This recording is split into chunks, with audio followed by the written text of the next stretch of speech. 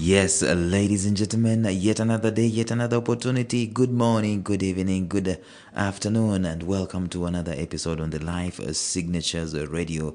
We are going strong and continuing to talk about the subject of work.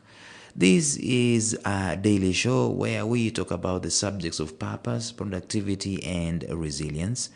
In this series, talking about work, we're dealing with the facets of work that we should be excited about, that we should know actually. And we've been saying that, first of all, we need to understand that work is one of the biggest blessings. Actually, probably there is no bigger blessing, I don't know, but there is no bigger blessing than to have an opportunity to produce as a man or as a woman, as a human being. There is no bigger blessing than that. We don't find enough fulfillment elsewhere other than in our work or from our work. And so we're going to continue talking about another facet of work, which we started talking about that yesterday. Stay tuned.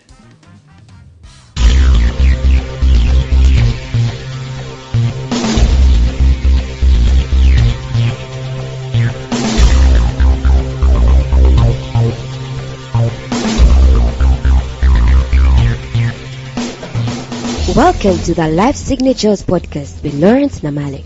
Lawrence is a life coach, author, and keynote speaker who loves to tackle different topics on purpose, productivity, and resilience. His mission in life is to awaken all your boundless possibilities available in you. Life Signatures podcast is dedicated to bring to reality every single person who knows that deep down in their gut, there's got to be more to life than this. And now, here is your host, Lawrence Namale.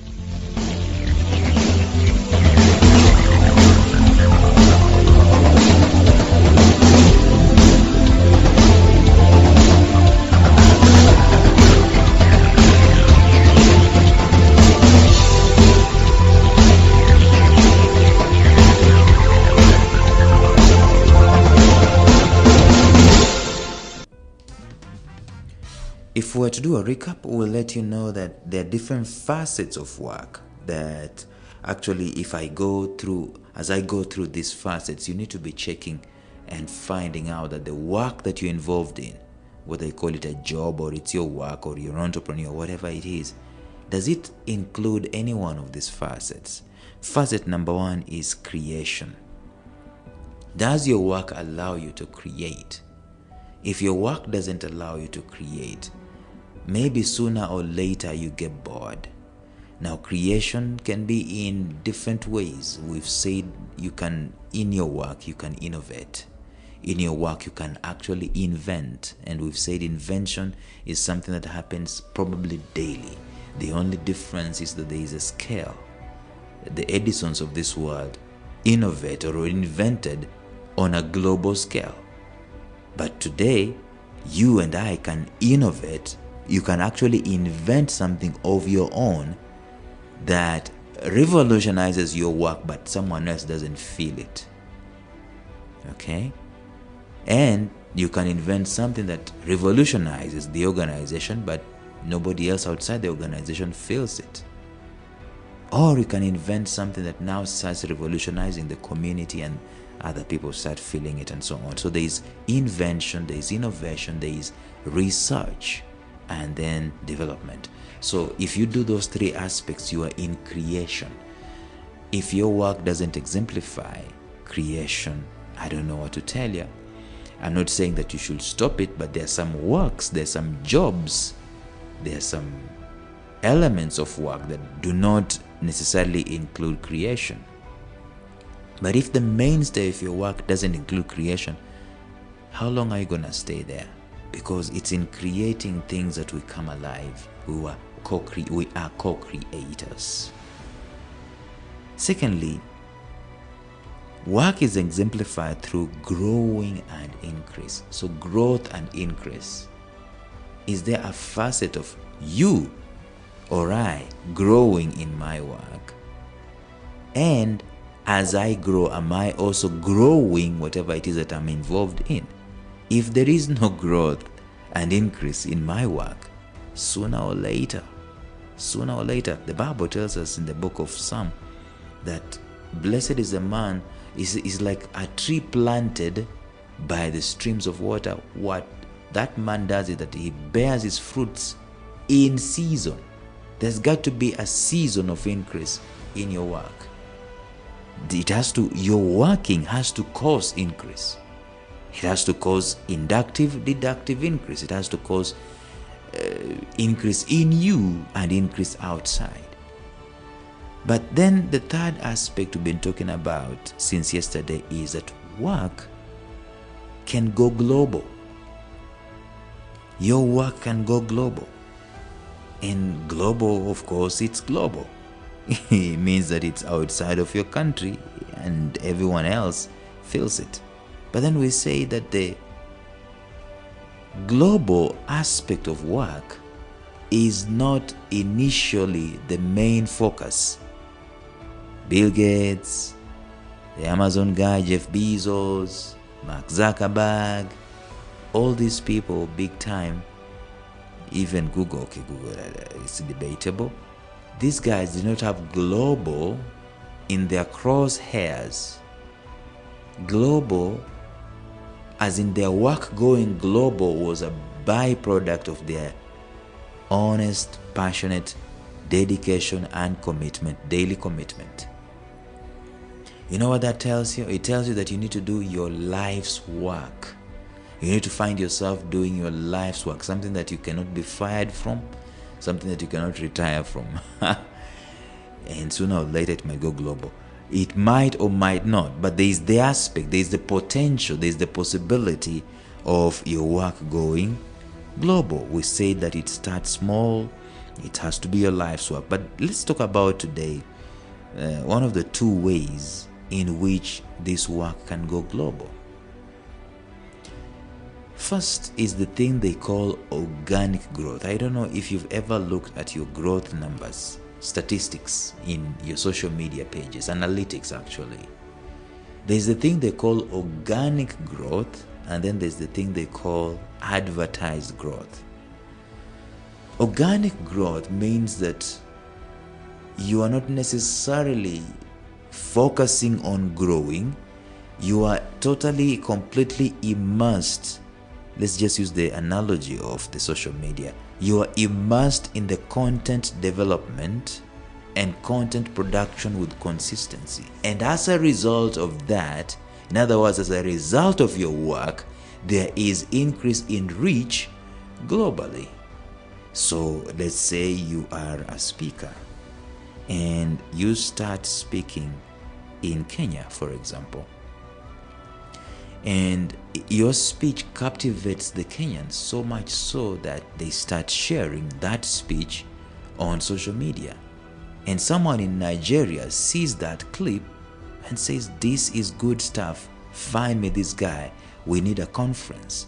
And you go to Nigeria and you do a conference and it impacts people, okay? That is now organic growth. You did not say, at the beginning of you being a public speaker, I am going to speak in Nigeria, or I want to speak in Nigeria. That's what I want to do. That's why I'm speaking. No, you're saying that I want to do my work so much so that its ripple effect causes me to go global, right? That's the idea. For as long as your work meets the criteria we've been talking about, that it is something new, it is something you're passionate about, it has value that provides solutions to a problem, it is something that cannot be done by one person, it is actually your life's work, it is something that you started small. For as long as it meets those criterions, those whatever the English is, chances are that it's bound to grow organically. We are told that anything that you focus on grows and expands. It goes without saying. And organic growth is what has caused very many people's work to become global. They did not set to become global. It's just organic reach. Most of the people that have seen their work go global did not go there through letting the work, they did not go there through saying that I am going to go global. No, they were oblivious. The going global was the byproduct, was the side effect. That's the word. Was the side effect of what they were doing. They grew organically. And it's, however, very easy to be content and to be comfortable with the status quo, even as there is obvious potential for growth. When we say that you're not focusing on going global necessarily, but there's this urge just to be comfortable with the status quo. That's why one needs to think about the global reach and anticipate it, even start dreaming about it, which means the second way that your work can go global is by focusing on going global, not organic. Right now we just say, let me look for global needs. That's the thing. Let me look, what are the global needs that I can be able to address? The need for inspiration is actually global. Need for aspiration is actually global. The fact that, I'm just using that as an example for the guy who is a motivational speaker. It's a global need. The fact that not everyone in the whole wide world will directly or indirectly benefit from your work is something that you need to understand. Case in point of Facebook. China, nearly 95% of the population does not use Facebook. Most of the people who use Facebook in China, actually I don't know if it's even allowed in China, are foreigners. However, people who need Facebook are all over the world. We're not saying, when you say global, we're not saying that everyone. That's what we need to understand. See, global can actually scare you when you think about it, but it shouldn't, because some people misunderstand the word global and they think everyone, as in they think 8 billion. No, global can be 1 million. All right? You have some hundreds of thousands in Africa, hundreds of thousands in Europe, hundreds of thousands in Asia, hundreds of thousands in Australia. You're global. Yeah. There are pockets of people all over the world. That's the thing about global. It's not everyone. It's just basically pockets of people. So you find something that has is something that addresses a need of pockets of people around the globe, and that's how the global reach gets to you. People who need Facebook are all over the world. Not everyone will benefit from my work in the whole wide world. However, across the earth, there are scores of people who will directly benefit from my work. And I believe that these are the two major reasons for the globalization of work. Number one, the organic growth. And then number two, the pockets of people globally who have the same need that you are actually addressing. Especially in the present world of technology, infrastructure, air travel, the gig economy itself, and make it possible for your work and my work to go global easier than it would have been just a few decades back. So I would say that the main purpose of our work going global is for us to deploy our purpose at the end of the day, to help as many people as possible, and these people are available across the globe. This podcast, I am shy to say it's global, but when I look at the analytics of this podcast, I see representations. Of course, they have not reached that critical mass that I can actually gladly say that they are global. But I see representations of people in nearly all the continents of this world. I see people from Europe listening to Live Signatures. I see people from Asia. I see people from Africa, actually. I see people from Australia, maybe just one, listening to Live Signatures podcast. The need that I am addressing on purpose, productivity, and resilience is a global need. Everyone in this globe has they need to know their purpose. Pockets of people from across the globe will want someone to direct them about their purpose, and of course their productivity, and of course their resilience. So that's the other facet of your work. It is going global.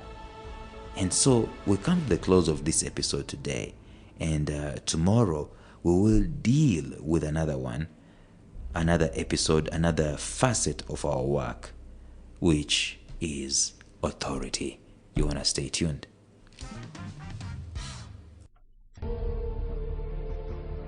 Thank you for listening to Life Signatures Radio. If you enjoyed today's show, subscribe to Life Signatures Radio on iTunes, Stitcher, or visit our website at lifesignatures.libsyn.com. Life Signatures Radio, fresh, clean, and inspiring.